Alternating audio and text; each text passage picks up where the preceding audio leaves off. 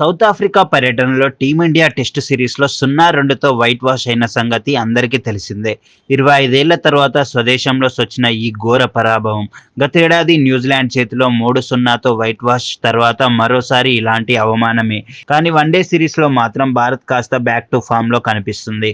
తొలి వన్డేలో గెలిచి రెండో వన్డేలో ఓడిపోయి ఇప్పుడు మూడో వన్డే కోసం సిద్ధమవుతుంది. సిరీస్ 1-1తో సమం. అయితే ఈ రెండు వన్డేల్లోనూ టీమిండియా రాణించడానికి కారణం కేవలం 5 ప్లేయర్లే. వీరు లేకపోతే భారత్ వన్డే సిరీస్‌లోనూ చిత్తుగా అడుక్కు తినేది.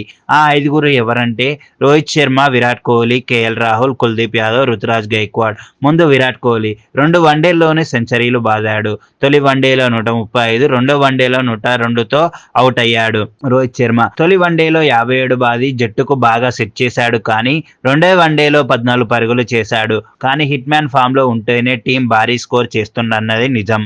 Captain KL Rahul 2 మ్యాచ్ల్లోనూ అర్ధశతకాలు. 2023 world cup తర్వాత ఎన్నో విమర్శలు ఎదుర్కొన్న రాహుల్ ఇప్పుడు నిలకడకు మారుపేరైపోయాడు.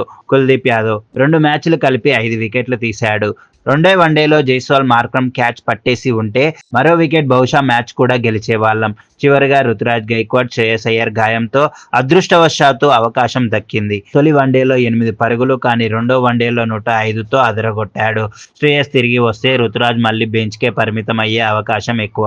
అయితే ఇదే ఆసక్తికర విషయం ఏమిటంటే ఈ 5లో ఇద్దరిపై కోచ్ గౌతమ్ గంభీర్ కొంచెం అసంతోషంగానే ఉన్నాడని, వీలైతే త్వరగా పక్కన పెట్టాలని అనుకుంటున్నాడనే టాక్ వినిపిస్తుంది. రుతురాజ్ భవిష్యత్ శ్రేయస్ ఫిట్నెస్ మీద ఆధారపడి ఉంది. కుల్దీప్ మినహా మిగతా 4 భవిష్యత్ కాస్త అనుమానంలోనే ఉంది. కానీ ప్రస్తుతానికి మాత్రం ఈ 5 టీమిండియాను సౌత్ ఆఫ్రికా వన్డే సిరీస్‌లో నిలబెట్టారు.